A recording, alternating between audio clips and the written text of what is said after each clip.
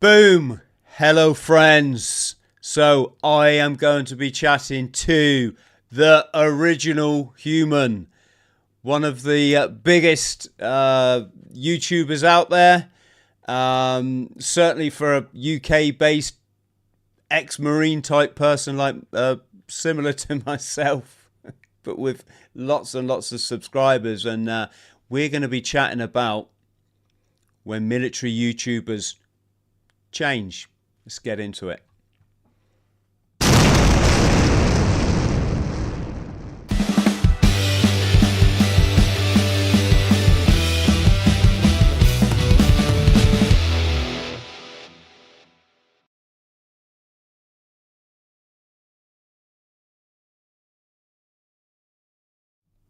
Boom.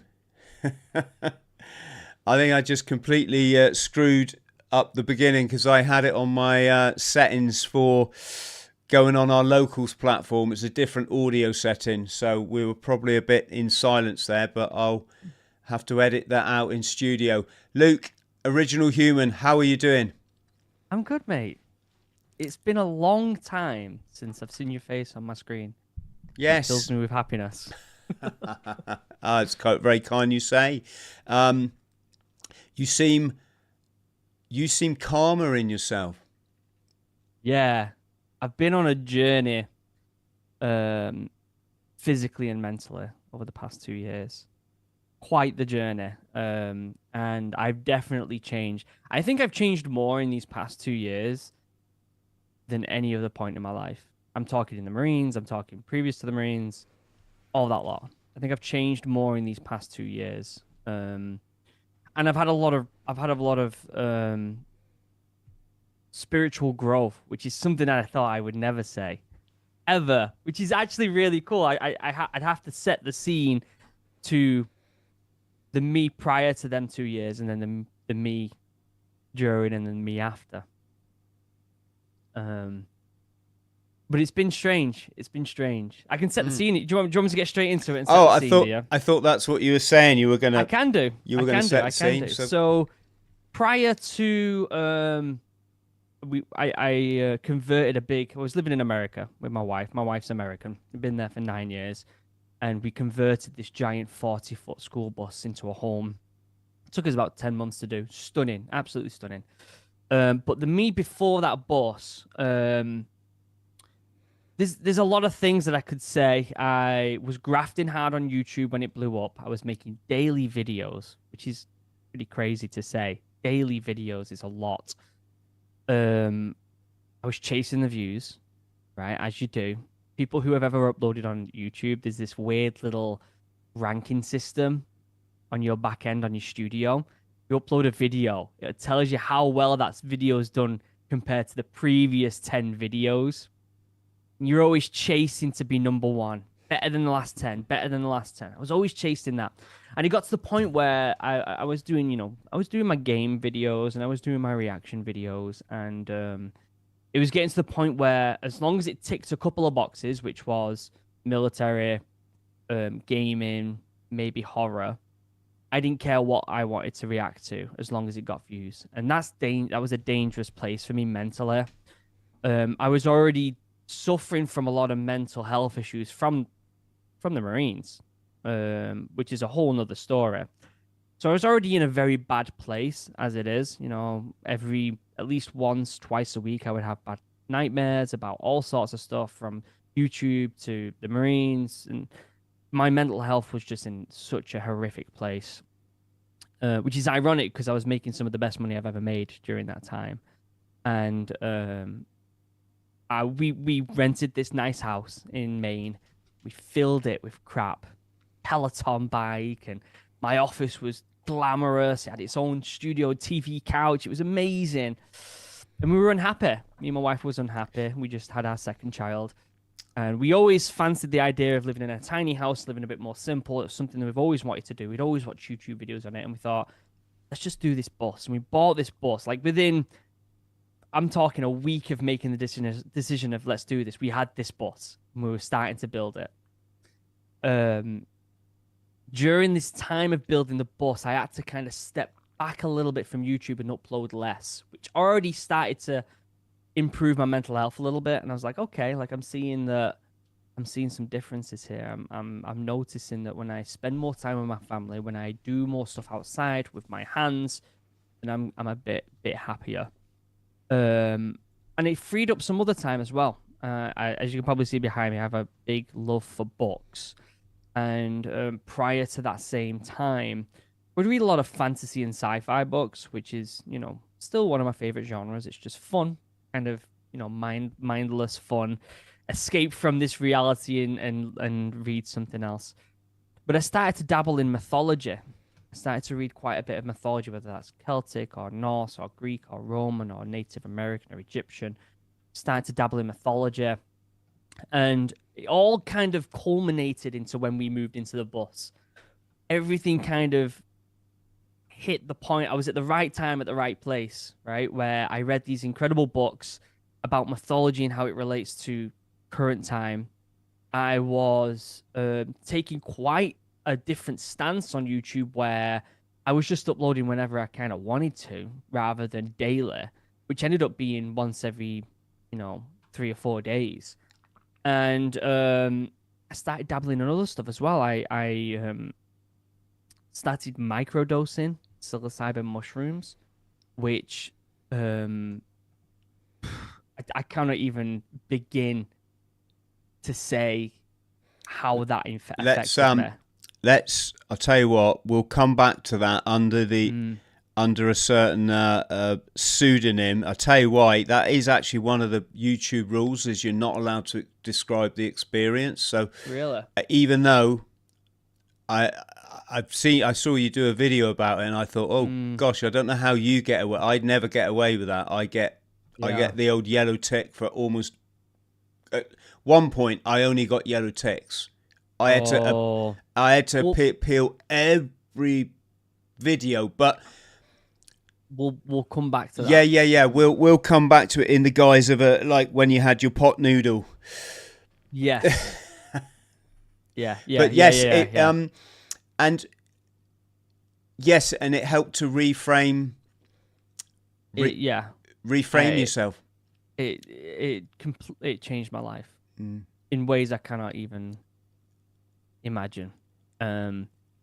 I started spending more time outside, which is already a big thing. I was being more consistent with my exercise, which also helps mental health. Hobby basics, right? Eating good food, getting outside, exercising. It's always going to help your mental health. It doesn't matter what state you're in. And things started to change, and I started to hang. I mean, you can. Let me set the scene. I'm living in a school bus with my family, traveling the United States. We're going to school, they're called schoolies. We're going to schoolie festivals where there's hundreds of other buses. I'm just going to say this on YouTube. You can imagine the type of people you meet when you're living in school buses traveling the US.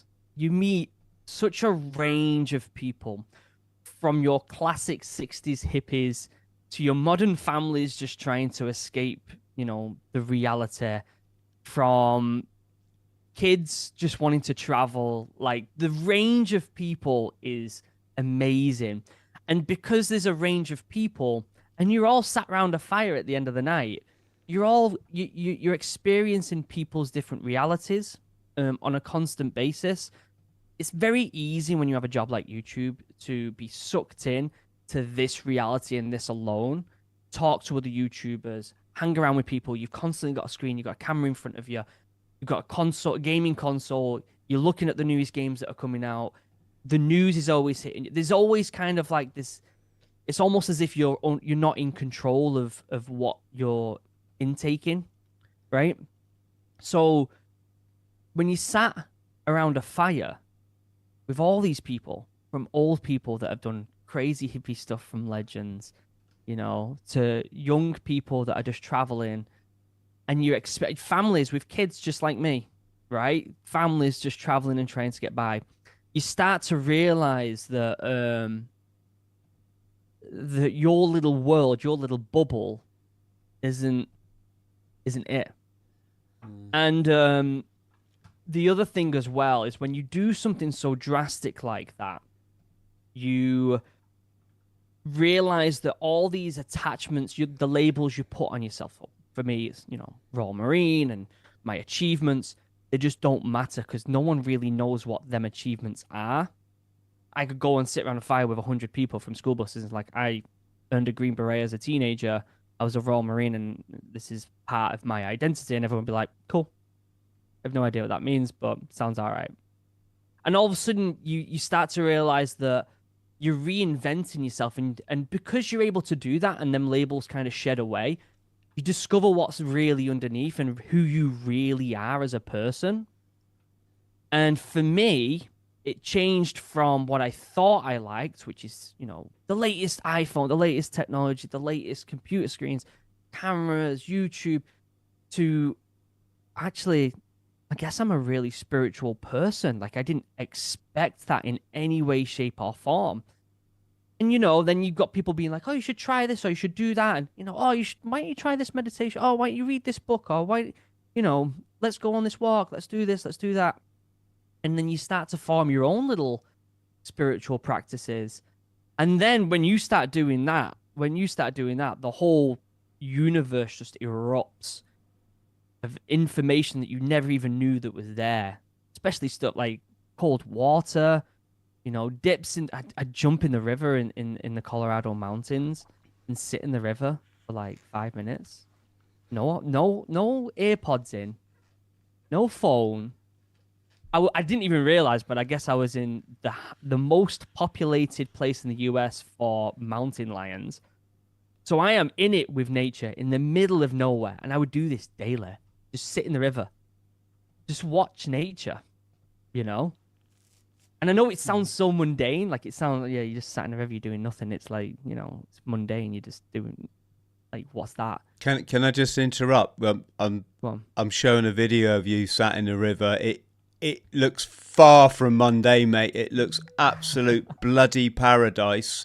Beautiful. And just with what you're saying, Luke, you can hit the nail on the head by saying what we're doing now is just all in dopamine, endorphin shit. No, yeah. Dopamine shit. This screen, it's so addictive to keep checking your likes. To yep. did that post that I put out was meant to inspire people with and it when you look at, I'll show the video again, you doing that, I can feel my brain flipping into like natural mode where it should be.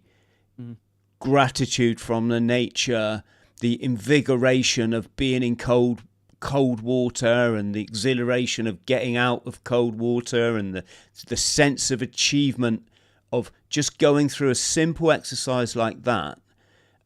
It's not surprising we both bought whiskey barrels for the back garden, is it? I know. It's one of the first things I did when I moved back to the UK. I was like, I cannot not do this anymore. Like, and it's funny, your perception changes. Like, I would sit in that river almost daily.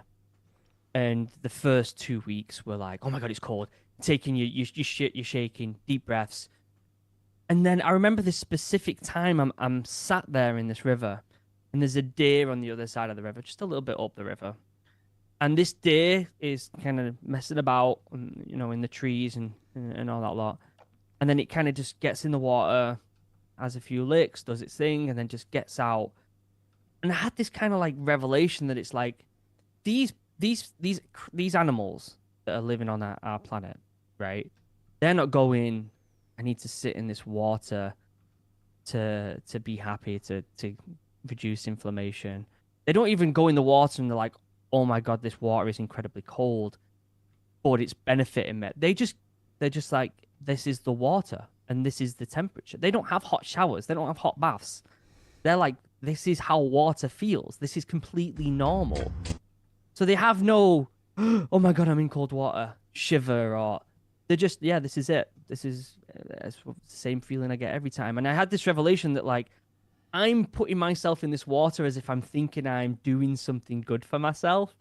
And really, this is what we should be doing. Like, it's only been a few hundred years we've had hot showers. Yes, we had hot baths probably before that by people boiling water and throwing it in a tub.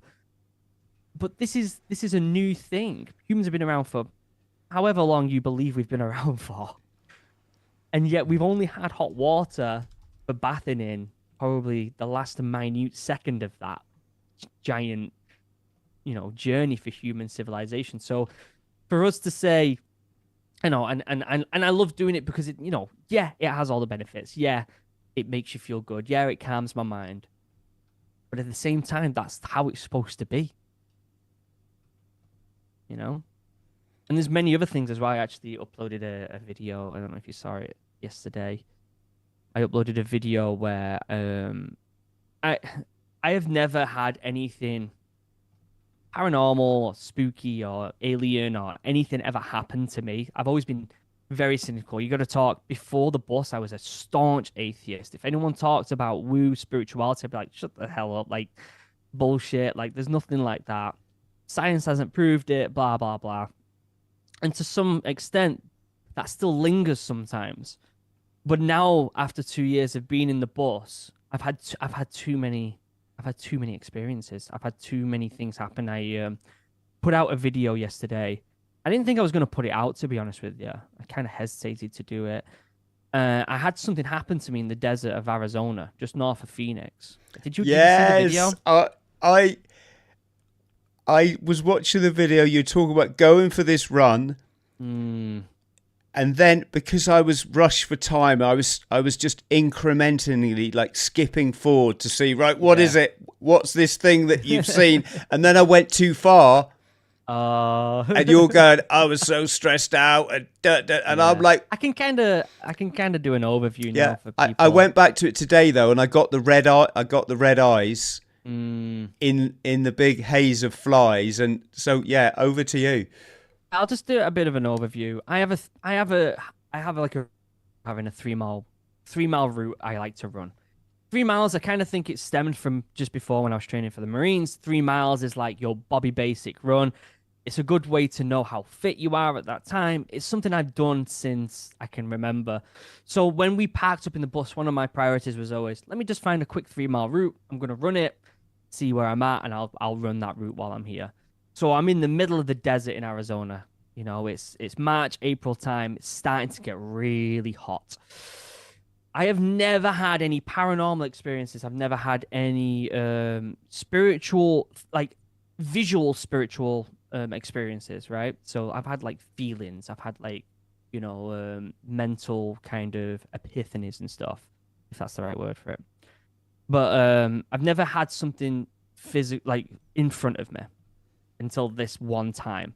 I wasn't hallucinating. I wasn't tired. Like all the boxes were ticked. I was hydrated. I was wearing the stuff I needed to wear on a hot day in the desert. I was going to go for a run. So my running route was, you can imagine it was like out and back is 1.5 miles, and I would do that twice. So I'd run out, run back 1.5 miles, take a 10-second break, run out and back 3 miles.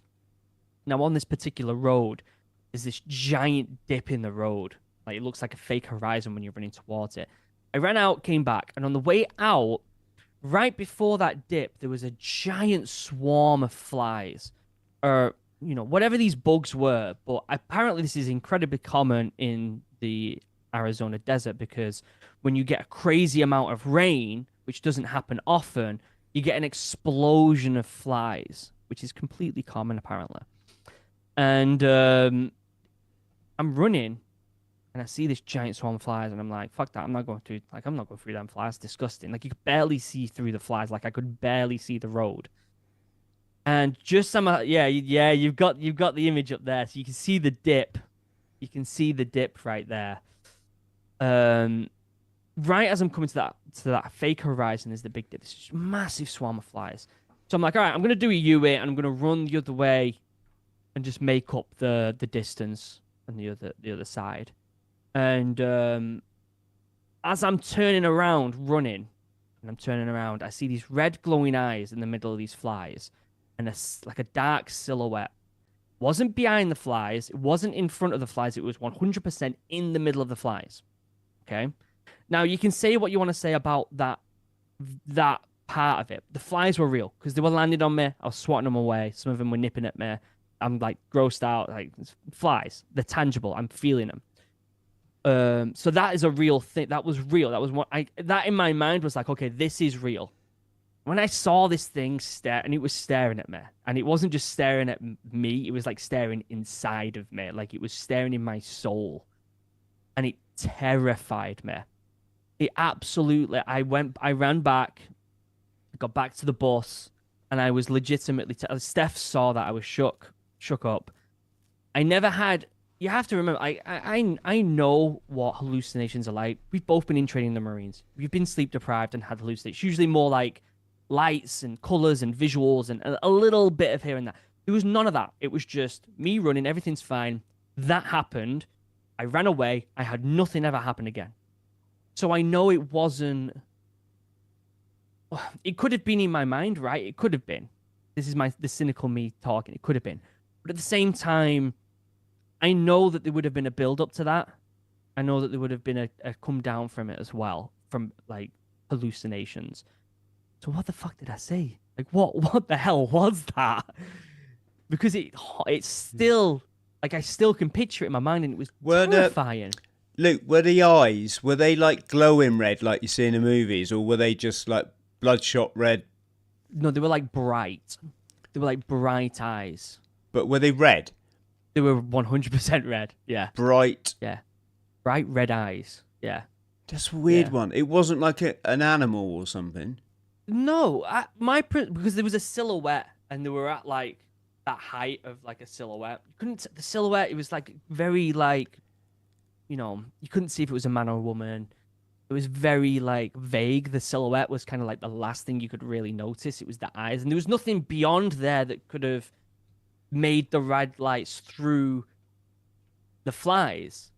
Because firstly, there was nothing there. I'd done that route countless times before, but secondly, they were kind of following me as I was running across the road and running back. Like it wasn't like it was a static, light from behind the flies. So I don't know, take it as you will. It was a weird experience that I think, before that experience happened, I was already going through a massive spiritual journey anyway, and a spiritual kind of burst in my life. So it just added more clarification to me that, no matter how much we think we have a grasp on this reality, we don't know. And even if that was in my own head, right? Then how is that still not my truth, right? It happened to me. I remember it very, very easily, like it was yesterday. And that was a very real experience that I had. And therefore, in my opinion, that is real, right? That is a real experience. I don't think it made me change my path on my spirituality, but it definitely made me think more about, how I have this weird out there theory. And I don't know, you might laugh at this, and maybe chat will laugh at this, but I think a lot of the, we're seeing a lot of UFO stuff right now on TV, and we're seeing a lot of, people talking about the paranormal and horror stuff. It's also that spooky season. I think that is all linked. I think,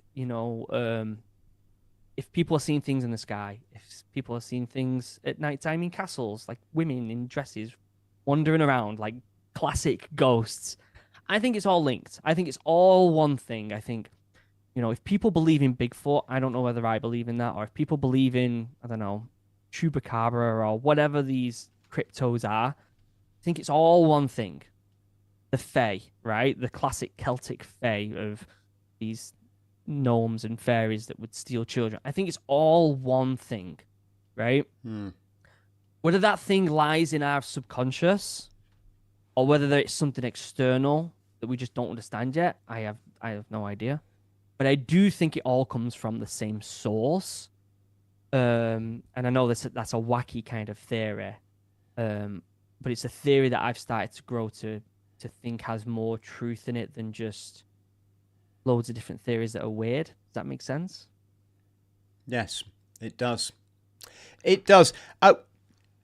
Luke, what I want to do, and your experience, by the way, I've met lots of people I've never really had what I call a supernatural experience outside of becoming enlightened. That's been really just incredible.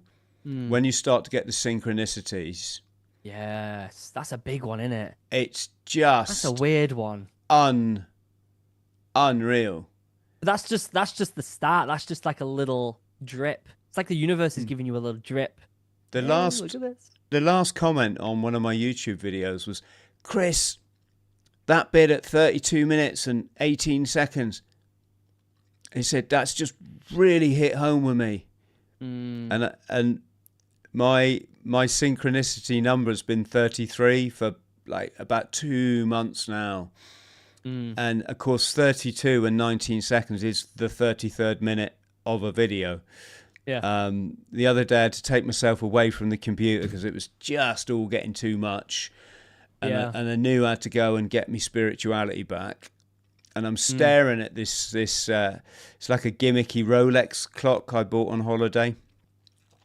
And I'm staring at it, and I suddenly thought, am I looking at a sign here? And I checked the date on the clock. It was like 28 or something. I looked at the big hand, and then the minute hand, and then I thought, there's no 33, and your kind of heart goes down a bit. And then I looked at the minute hand again. Hang on, it's 34. And then I watched the minute hand tick round and realised it wasn't at the hour yet. No, it wasn't. It's 33 minutes past. It's just, it's insane. We'll come back to that. What I want to cover now, because this is really where you and I touch base, and that's the whole YouTube thing. And I saw the video you did a while back, and you said, look, folks, you did a piece to camera. You said, I'm just being honest with you. I'm taking time off YouTube. And friends at home, you got to remember, Luke's got 450,000 subscribers. That's kind of like the dream for any YouTuber, unless you I don't know, bloody Mr. Beast or something. And like, I knew where you were coming from, and you said, listen, when I was young, I was in the Marines, and I did after I left, I did Marines content, but I'm not a Marine anymore. That was 10 years ago. And then I did gaming content because I played a lot of games, and now I read books. And so I'm going to take myself away, and that has been my thing right from the start of my content creating journey, which I will admit consumes your life. Yes. I only ever had one goal, Luke, and it might sound crazy. That's 100,000 subscribers. I just thought, that's, and what happened is because we all started off back in the day, and I did a gaming video, and I just realized it's not my thing. And then I chatted to loads of special forces guys, and then I started to become, people were approaching me as like the military podcast, and I'm like, fuck that. I've only ever told the truth about the military, that like most of us were very damaged before we joined. We got even more damage when we were in there, albeit, you meet some beautiful people in the Marines and you have some incredible experiences, but that doesn't take away from the fact some very dark elements to the military that can seriously damage people for not necessarily for life, but until they realize that they've been damaged, and then they make, efforts to overcome that trauma. Yeah. And of course, I've never hidden the fact, even when I used to talk about training at Lympstone, and this was just to ease my conscience, Luke. I always said to the kids out there, listen, lads and lasses, but I don't think any lasses have got through training yet. I said, lads, it's an incredible experience. I'd never stop you doing what I did, and it was my route into something, albeit, not always a simple route. But if you think you're joining up for freedom and democracy, like, think again.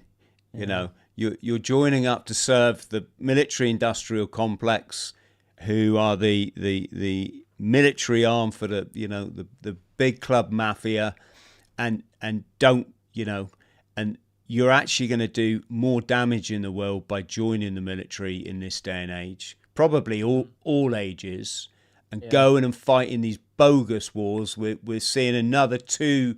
We've had the Russia-Ukraine debacle. Now we're seeing another one in the Middle East. Oh my God, it's bizarre, isn't it? Yeah, it's bizarre. And just, if I can just finish, Luke, so I don't. Yeah. Go ahead. It was just that, like, I knew this. So when people started branding me as like the military guy, and they were coming to me with business ideas that were all like military, and I'm like, dude, you don't get me. You think you know my channel. You haven't like listened to what I'm saying. Why would I, start a military TV program when my children have got to live with that, me.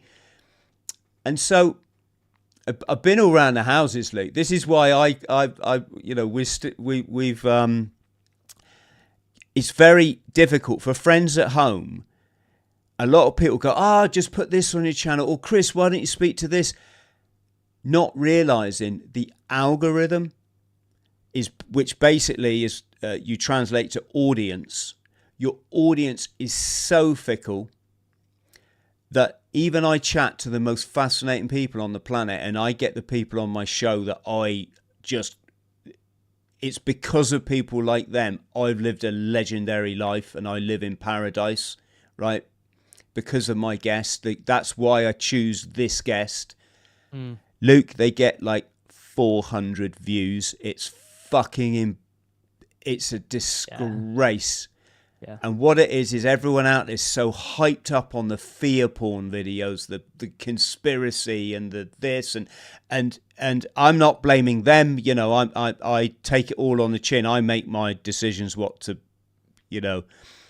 but I'm only now finding what I really want to do, and that's to be in service to other people, and also be in service to myself, and do the stuff I want to do. Yeah. And help people to know they're not alone out there. We've all been through hard times, trauma, feeling bad about this. Life doesn't seem the way that we really want. And like, I used to be there, and now I'm never ever going to be there again. I know it in my heart. I'm tuned into the eternal energy. It's been revolutionary, and I'm nurturing that kind of spirit each and every day. The problem is, and this is what I want to come back to, is it don't suit the algorithm changing content. I would say, because let's say I've got 80,000 people, subscribers, who I call friends, obviously. But, 40,000 of those join my channel because they like the military stuff, Yeah. 20,000 join because they like the current affairs, this kind of, dissecting what's going on in the world. Yeah. 5,000 join because they appreciate my spiritual angle, and that I can put it across what's going on, the biochemicals in the brain, the body, the pineal gland, alchemy, scripture, all this kind of stuff. And then 5% probably just like join because they accidentally hit the subscribe button because they knocked over their tea or something. And so what it means is, as you well know, Luke, but for our friends home, what it means is when I now put a video out, even though it's quality or it's a podcast with this sensational guest, YouTube is showing it to 100 random people in my subscribers. And if it doesn't get 5 people at least click on it, this is the click-through rate, that tells YouTube this is a rubbish video. Don't bother show. Just bury it at the bottom of the YouTube pile. Don't show it to anyone, right? And it's only your hardened fans that will dig in amongst there and find it out. And like I say, you get a few views, and that's because when my video shows up in the feed, and let's just say I chatted to Kristin Harilla the other day. This is a Sami, so indigenous Norwegian tribal member, who she's like 9.5 stone. Maybe I'm being a bit patronising, don't mean to be, but she's just climbed the 14 highest mountains on the planet in 3 months. That's nuts, isn't it? Beating former Special Forces legend and Gurkha legend and Nepalese native, right, Nims Dai, who's also been on the podcast, beating his record by 6 months, and he beat the previous record by 6.5 years, right? YouTube show that wicked podcast to people. The reason I started YouTube was for podcasts like this. Yeah. Bloody beautiful information that it nourishes you, it enriches you, it inspires you to get out and live your life and be who you want to be. And it's why I live in paradise.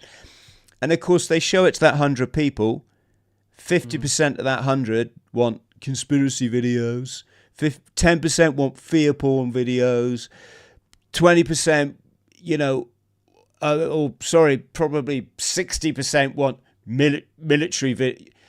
And so I'm not being rude to my audience. I'm being rude to I'm criticizing the algorithm, Luke. You know, and a bit, to be honest, people's dopamine addiction, that they just want the gung ho, fear stuff rather than take time to watch the beautiful stuff. I call it the evil algorithm. And the reason I'm saying all this, Luke, is we are both now in that boat, hence why I put the thumbnail, where people who've grown up, because, people grow up, don't they? We get older, we're getting older all the time.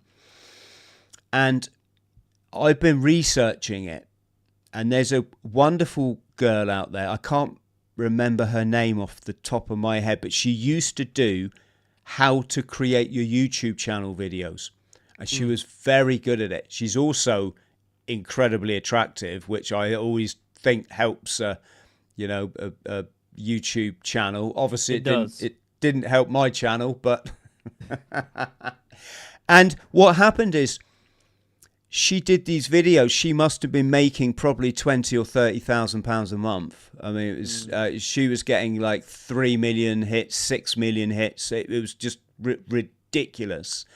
And then one day, just like us, Luke, she went, "Do you know what? I don't want to do that. It's not fulfilling.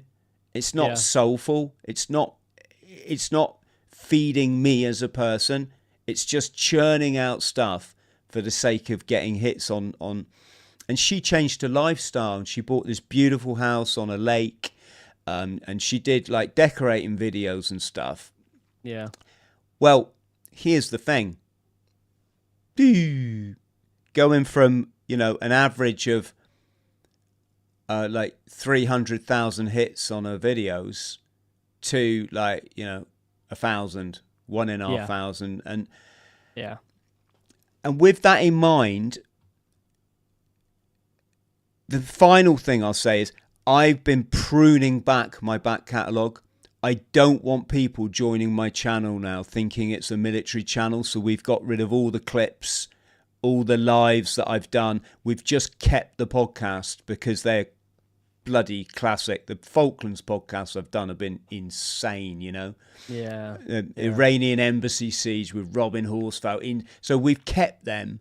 Yeah. But we pruned the rest back, Luke, because I don't want people seeing like a military video on my channel. Go, "Oh, this guy's military. Yeah, I'll join."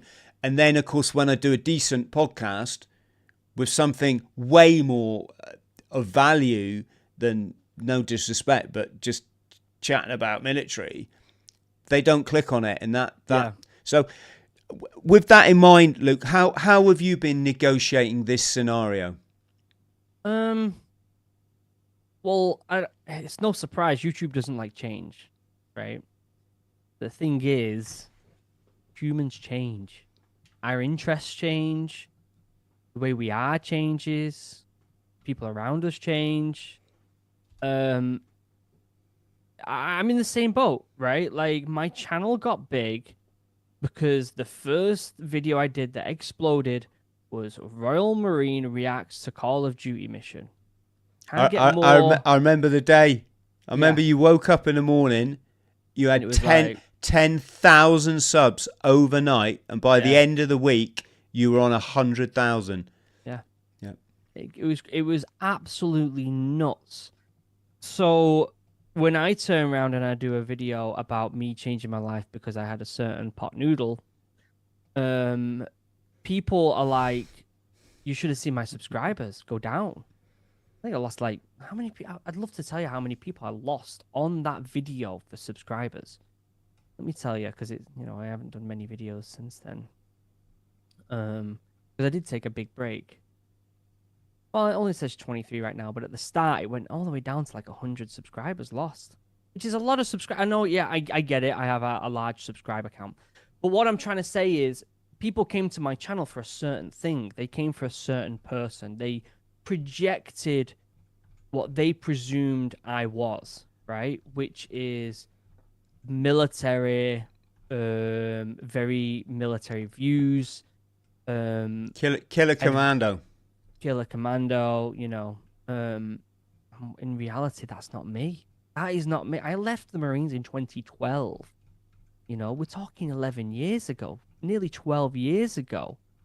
Physically, your body changes every, what is it, like 5 years? Every atom in your body's changed or something like that, or 10 years. Physically, I'm a different person, And I knew for my mental health that I couldn't go on doing that stuff because online I had this image of I was a Royal Marine. I'm playing in the Call of Duty games. I'm reacting to military footage. But then as soon as I'd get off that computer, I was like it was like night and day. I went from playing video games that I didn't want to touch my console. I wanted to read books. This was before my spiritual awakening. I wanted to just read books on fantasy and sci-fi and these things that people wouldn't even presume I was interested in. I didn't even know who I was, really.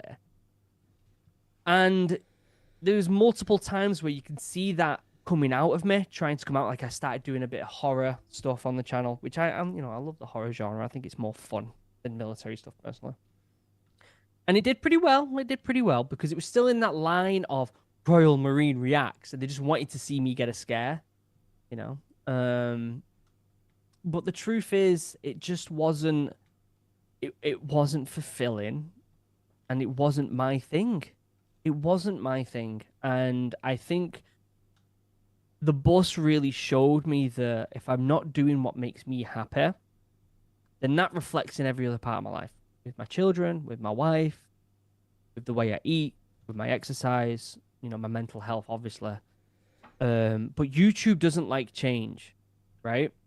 I've been playing video games since I can remember. I know I'm always going to enjoy video games, and that's why with this reboot of the channel, I'm probably going to play a lot of video games because I like video games. Am I going to play them outside of the channel? No, because I'm playing a lot of them on the channel. Am I not enjoying my time on YouTube because I'm playing video games? No, of course not. Like, I've turned around to my subscribers and be like, I'm just going to play the games I want to play, which is mostly horror games or whatever. Yeah, once a year I'll play the Call of Duty campaign because the story's really good. It's a good story.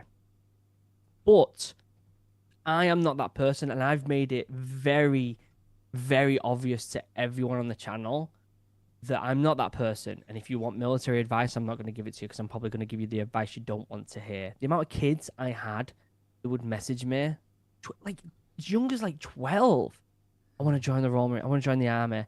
What should I do? And I just wanted to message them back and be like, don't. You're not even a teenager. Go outside, play football with your friends, build a den in the woods, do something, and don't presume that you have to achieve something right now, especially achieving it for someone else, right? Go and be you. Discover who you are, because if you don't discover who you are, someone will tell you who you are. right? So yeah, and you can see on my channel around the time I put that very specific video Mate, up. can I just say that's freaking profound. Isn't that true? If you don't find out who you are, there's a lot of bloody psychopaths that are going to tell you, Yeah. it's the way of the world. And I just want to make a current affairs point. The amount of people who've just buy into the mainstream media, the hate towards Palestine at the moment, right? But because people have been so dumbed down. Yeah. And they haven't found that love that's inside all of us, which connects us and binds us.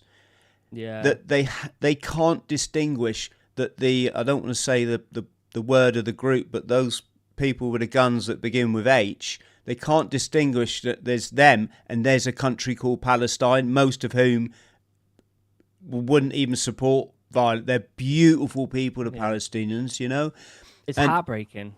And it's not just heartbreaking what's being done to them with the support of we call them the clappers, the people that the telly tells them to go and clap and they just go and clap. Yeah. And that's not just sad. It's so sad how damaged and broken the global psyche is. That it's horrific. No one goes, do you know what? Fuck you. I ain't supporting the bombing of children. Just no, I wouldn't want it happening to my family. Why would I support it? No, they're just going along with it, Luke.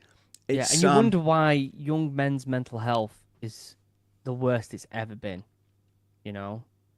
It's horrific. We have a pandemic of young men, and obviously it's happening to everyone, but the numbers for young men is through the roof for bad mental health, right?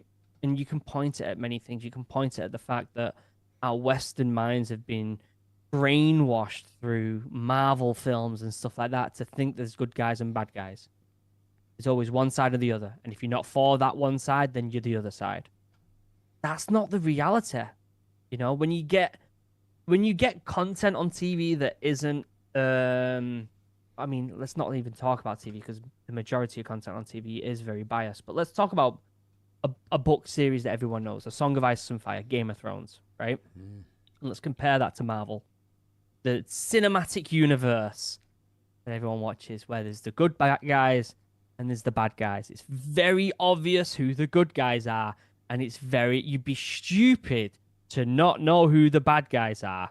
And you don't think that's reflecting on people in reality, then it certainly is. That's how they want you to think. People want you to think, right?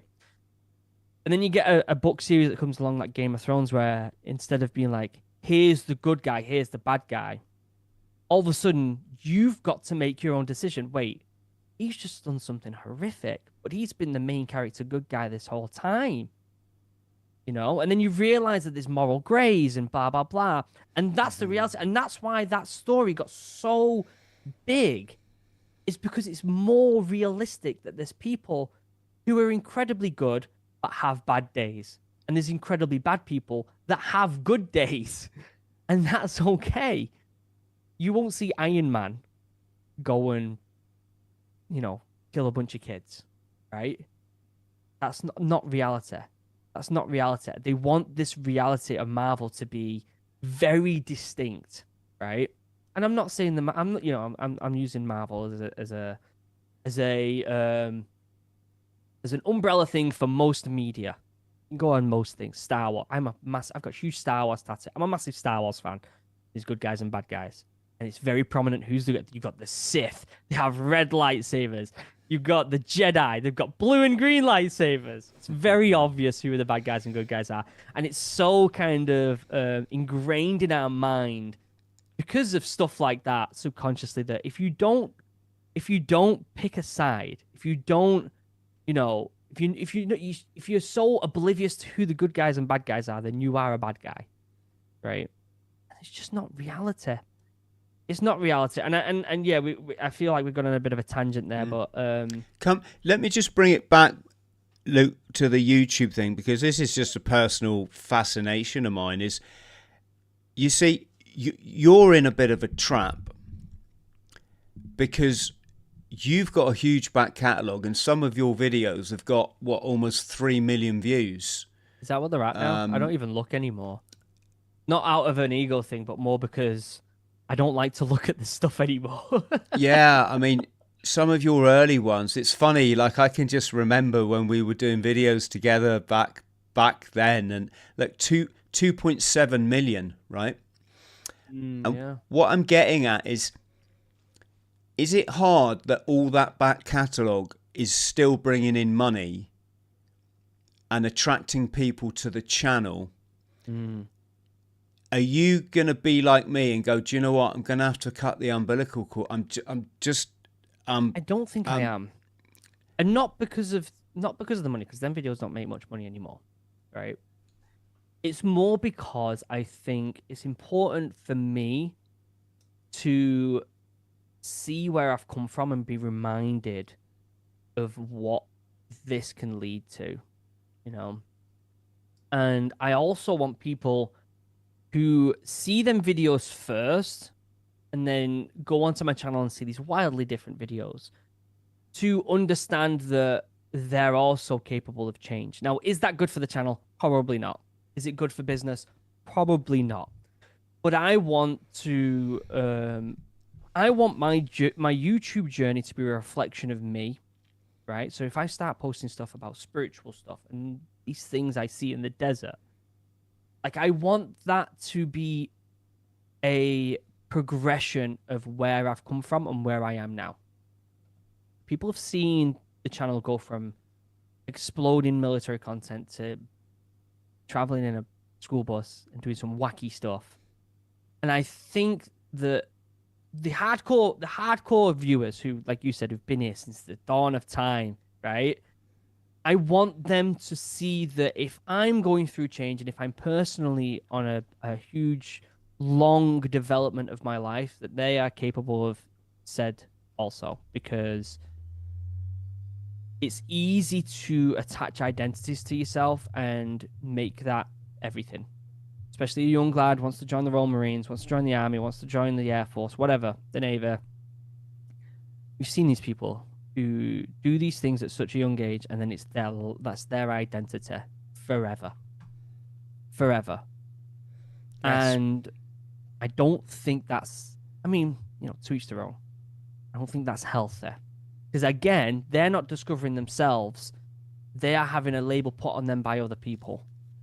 And other people are telling them exactly who they are, and that's all they know because they haven't had the experience to go and figure out who they are.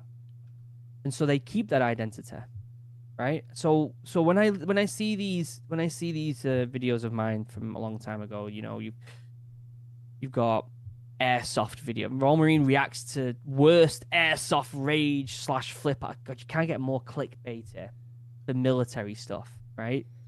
Royal Marine reacts to Clean House, reacts to Keanu Reeves shoots for John Wick movie. Like, yeah, like that was me. When was this? In March 2020, 3 years ago. And again, I have changed more in the past 2 years than at any other point in my life. Been in that bus, and I want that to be reflected. And I think YouTube will definitely hinder you for wanting change. I remember for the longest time when my YouTube blew up, I had a YouTube manager. A lot of people don't know this. Did you just say hinder you? India, yeah. Yeah, it's just funny. I was just flashing up a few pictures of my bus trip. Just as you said that, I flashed up a picture. This is synchronicity. A picture of. It says India. Yeah. Almost in sync. That That's picture really came up, and you went India. I was like, "What? Hang on." Yeah, that is weird. Yes.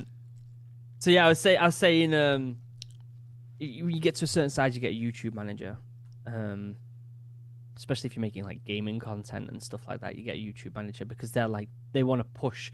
They're telling you what YouTube want.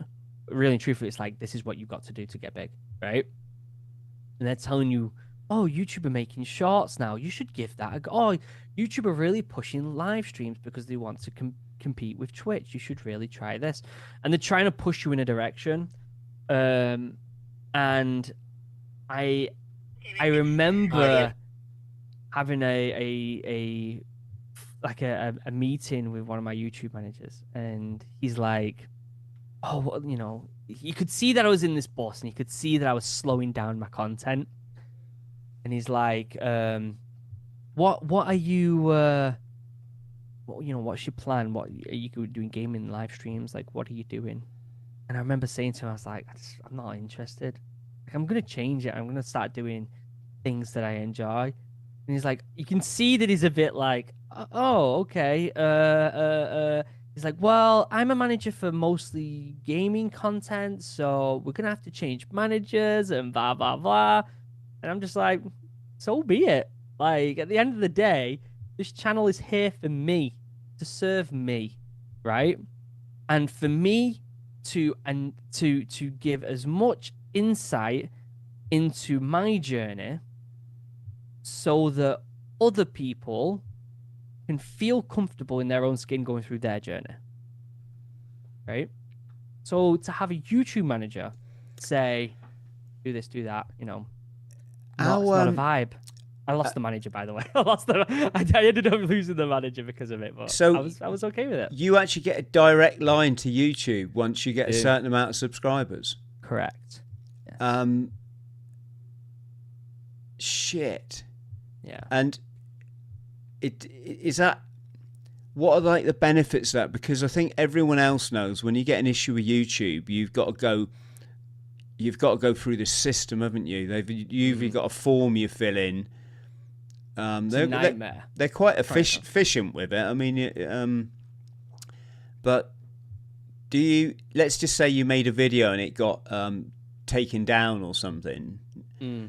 Can you go to that manager and go, "Oi, look, this is the situation here. Can you get it put back up for me?" Or does it not work like that? Yeah. So let me try and refresh my mind, because I remember there's a video game. It was one of the Call of Duty games I was playing at the time, and it was getting copyright claimed.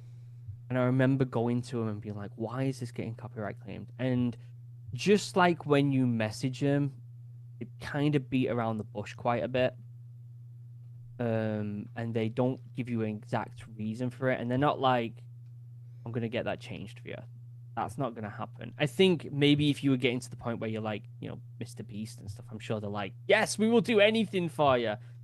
But I think even at my size, they were just like beating around the bush and, you know, what can we do in the next video to stop that from happening type of thing. Do you know what I mean? So the YouTube manager was there because it was good to have an idea of what is coming up on YouTube. They would tell you, like, they're really pushing this right now. They're trying to push shorts. They're trying to push live streams for gaming content. But other than that, it was a lot of in fact, I had two managers during the time. One of them was in England and one of them was in the US, because they didn't realize I was in the US when the channel first blew up. They thought I was in England. And the first one I had, the lad from England, was fantastic because he would actually do like creative exercises with me. And this is stuff, this is just stuff that you could probably find, in books or on YouTube or whatever, for helping your creativity. It's a good way of brainstorming and planning, and I think it helps a lot of people who don't really know what to do. But at the same time, for me, I just wanted to do what felt right. I wasn't in it. Well, at first I was in it for the views, right? I was in it for the views, the clicks, the money. Then it started to drip off with the bus, and I was like, I'm just not interested in chasing it anymore. And I'm just going to do what I want to do. And if viewers stick around for the things that I want to do, then they're the viewers I want. If someone unsubscribes because I'm telling them something incredibly personal, I don't care if my YouTube channel went from 400,000 subscribers down to 100 subscribers, if them 100 subscribers were actually interested in the stuff I wanted to do. Do you not, Luke, do you not worry though? It's just, Okay, so there's something I should say here, right? So people at home don't get the wrong idea. I'm into doing in this life what comes beautiful, natural, be you, do the content you want to do, and I'm sort of quite, I'm quite cool with that. But it's taken me a while, my journey, to get to this nice place. Having said that, and this is just the truth, if I don't go live every day like we're doing now, in fact, I'll be honest, Luke, this is an example of where I'm doing what I want to do. This won't help the channel. No disrespect to your lovely, beautiful self. It's just, even to talk spiritual battle, which is which is what I'm really good at that. It's what, I've worked 54 bloody years at it, for crying out loud. I've had to come back from chronic addiction and not just like bad mental health. I mean, I was mad at one point in my life. I was literally that guy that everyone crosses the street to avoid. And I lived like that on and off for 6 months. It was, so I've learned a trick or two along the way, but in order to get that across to an audience, I still have to coat it in some kind of, I don't want to say clickbaity headline, but essentially it is to get people to click on your video. And for you, the point I'm getting at is, if I don't go live every day, I don't make enough money to pay my editor. All of the channel money goes to the editor, all of it. Right? At the minute, we're actually 70 quid above what I have to pay, so I get 70 quid, it's only because of the kind people out there who love me and love what I do that they pay into our Patreon. And, we have a monthly Zoom chat, and they're just the most beautiful. They really enrich my life being around such spiritual people that there's never a crossword, there's never a temper tantrum. It's all, and the conversation's always on a decent, we're not chatting about like EastEnders and, bloody Kanye or whatever, although Kanye is quite interesting these days. So I just want to explain that when I'm talking about figures, it's a real thing for me, because I don't want to keep working every day, Luke. I don't want to. I've got a family. They've suffered enough because of, but to the other end, I like the YouTube. I like being able to chat with your good self. I like being able to chat with Matthew Pritchard the other day. He's one of my, I'm going to say, heroes. Lovely bloke. Sean Conway just done 105 Ironmen in 105 days. Holy. Right? Yeah. He got 400 views, Luke. But sorry, I get what you're saying. And I love it that Sean Conway's my mate. I can call him up and go, Sean, do you want to go for a run next month? I'm thinking of doing this, and he's up for that. I like I just like chatting with my guests, Luke. But the problem is, still, if I don't go live every day, I can't pay my editor. Then I'm in that rigmarole. Well, do I need an editor? And he's not just an editor, he does a lot of my social media as well. And if I say, look, I want a flashy little intro video, boom, he's on the case. So that's the reason I've had to think so much about, say, like my back catalogue, because it's not, I rely on this money to live, is what I'm trying to say, or to pay my editor. Yeah. Then we rely on what I get from the Patreon. It's all good. Don't worry. I'm not, what will be, will be. Yeah. But if it means, and obviously I don't know your situation, but is there a possibility that your channel could not, I don't know, let's just say pay dividends, that you'd go, I have to start another channel now if I really, want to capture this phase of, because you're doing like military horror sort of videos now, which is bloody fascinating. Yeah. Some of the great channels we listened to one on holiday in Turkey the other day. It's just a guy narrating these weird tales, and it has just It's just imagery, all in black and white. Is it what's he called? Mr. Ballin? You know, No, that guy's a legend. I saw you mention that. No, it's Oh, is it a podcast you said? Or no, it's just a channel, oh, okay. and all they do is, like, the other day he did the Beast of Bodmin, right? So I might have to. Can you send me a link to that? yeah, I will if I can find it. It was Finn, who's hello, Finn's in the chat as we speak. Finn, what's the name of that channel? Bedtime stories and wartime stories, I think. Yeah, I'll have to look at that.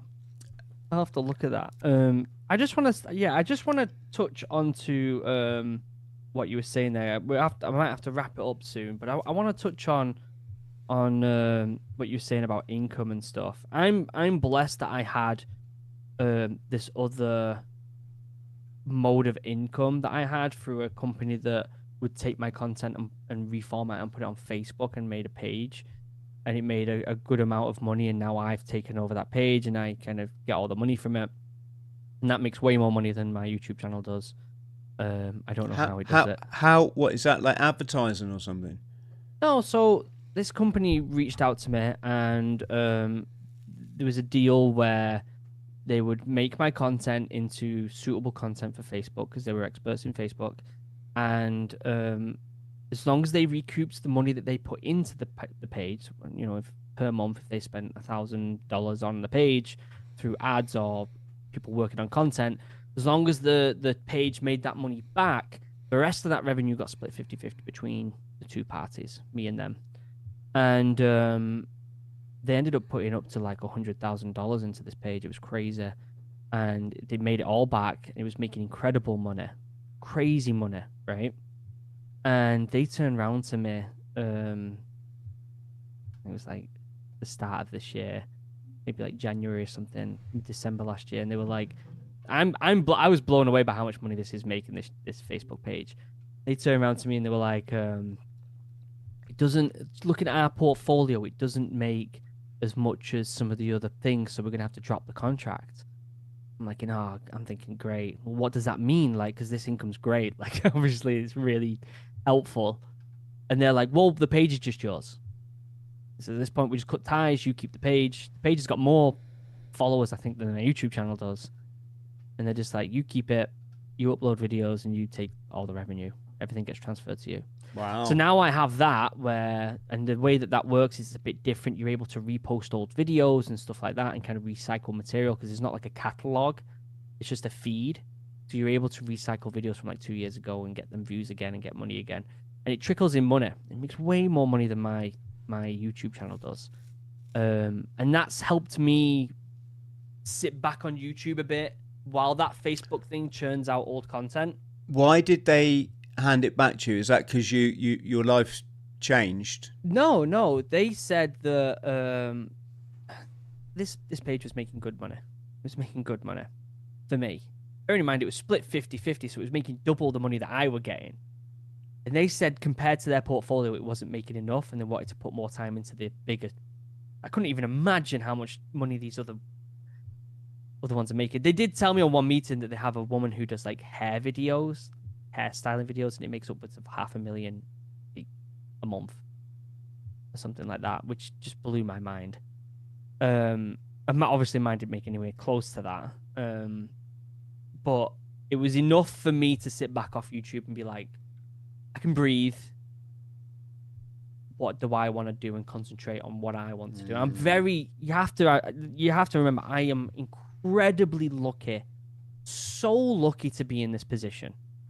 Right? To be able to, I took like 3 months off and went, on the last bit of the bus because I wanted to travel. Incredibly lucky to be able to do it. No one gets to do that, and it helped me spiritually as well, and it helped me realize of what I want to do with the channel. And obviously, I can't just leave it forever because even the Facebook, I'm recycling material on that Facebook, that's going to start slowing down eventually, you know? So I have to just be careful now and start working hard on my YouTube, which is nice because I took a big break off YouTube. Now I know what I want to do. I kind of have that drive to work hard with it again and actually enjoy it, enjoy the process, and make videos on what I want to talk about and stuff like that. And luckily for now, I know myself more than I ever have before. And I know what I want to make, and I know I have a vision of what I want the channel to be like. So taking that break was very beneficial. But again, obviously you've got to pay your editor, right? Obviously you've got to make these videos. Don't be afraid if something's clickbaity. This is my philosophy, right? If you make a clickbaity thumbnail or a clickbaity title, right? But the content helps someone, whether that be spiritually or a laugh or entertainment. If it benefits someone else when they see the actual content, doesn't matter that much as long as the clickbaity isn't misleading. As long as it's not misleading. If it entices people in, it's fine. It's okay. YouTube loves them clickbaity titles and clickbaity thumbnails. And that's okay. As long as the content within inside it is honorable to the clickbaitiness, right? So there has some truth there. And it benefits people. Yes, very well said. Because I suppose the person that, you know, gets pissed off with you and clicks on it and then goes, oh, this isn't what, then they're, you know, they're not the people you're looking for. Do you know what I mean? They're on their journey. You want to catch those people. Yes. Luke, this has been absolutely legendary, mate. I'm just going to read... I'm just reading in the notes I wrote down. So just one last thing. I'm interested in this. I remember chatting to Ryan. Yeah. Gendit.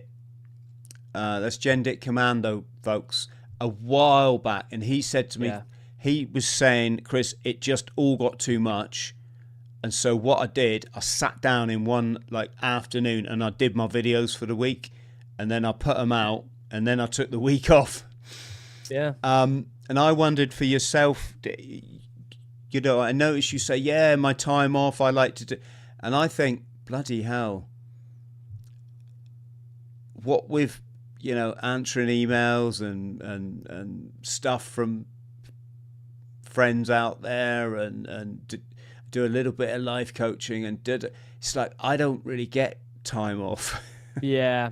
I get that. I've tried that before, and it doesn't work for me. I don't like sitting in the front of the computer for 6-7 hours and just spilling out content, because you can start to see I get irritable at the end of the last videos I'm making. I'm a bit like, all right, let's get this fucking over with.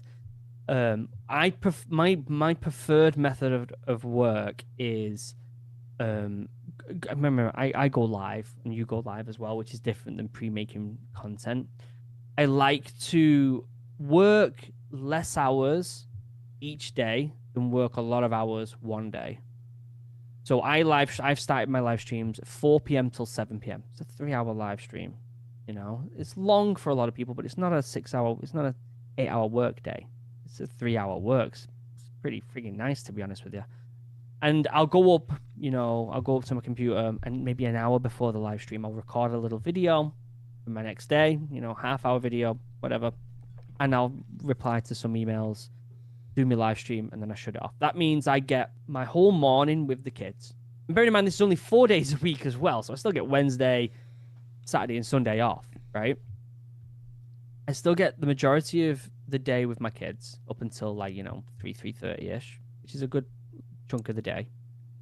And then I'm finishing work when it's dinner time, 7 p.m. So I get to still have my family dinner with everyone and put the kids to sleep. So it's that perfect time for me to be able to, and you know, this is me being incredibly lucky. I am so blessed to be able to be like, this is when I'm going to work. This is how I'm going to do it. I'm working from home. I understand I'm incredibly lucky. And I'm not saying this out of bragging rights or anything, but it's just the way I want to do it. It's the way I feel. I could never go and work for someone else again. I couldn't do it. I just could not do it. I would be mad. I would be irritable. I wouldn't be myself.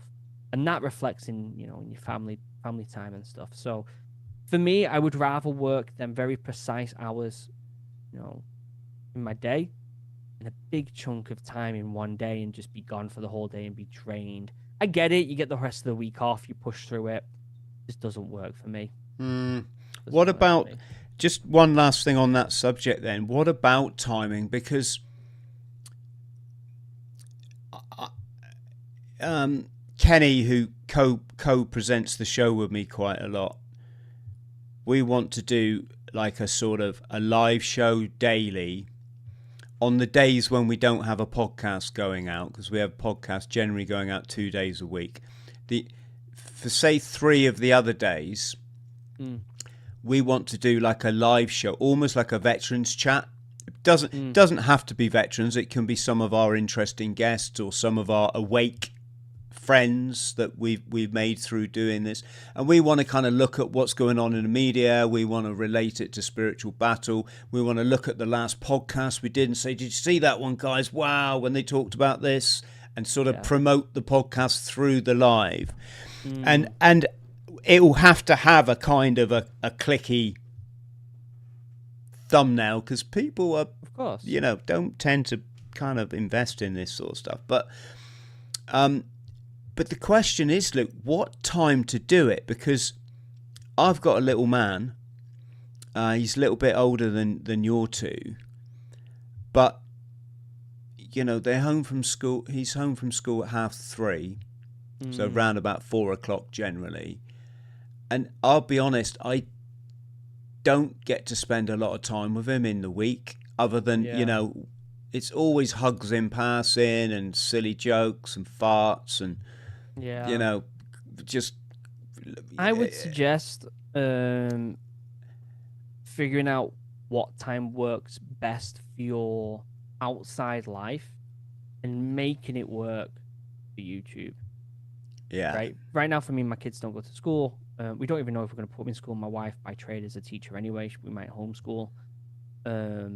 So I'm lucky that time when a lot of people have mostly with their kids and family, which is after work, after school, I'm able to utilize that for this because it just works better for my family, and I'm making it work better for YouTube.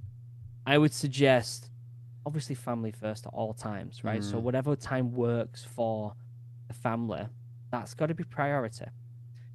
And then even if that is the second or third or fourth best time for YouTube to do it at a different time, so be it. Just, I think that's priority. At the end of the day, these live shows all get put up as videos on demand after, right? They all get put up after, as people will be watching this video, I'm sure, tomorrow or the day after, this live stream tomorrow or the day after or whatever. And that's okay. And let people do that. Just make it work for you. Make YouTube work for you. Don't work for YouTube. Yeah.